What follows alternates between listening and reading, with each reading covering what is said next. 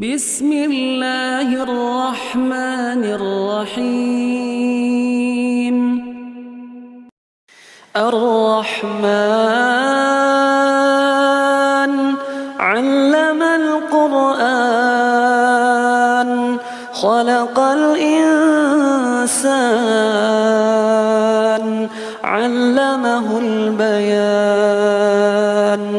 الشمس والقمر بحسبان والنجم والشجر يسجدان والسماء رفعها ووضع الميزان ألا تطغوا في الميزان وأقيموا الوزن بالقسط ولا تخسروا الميزان والأرض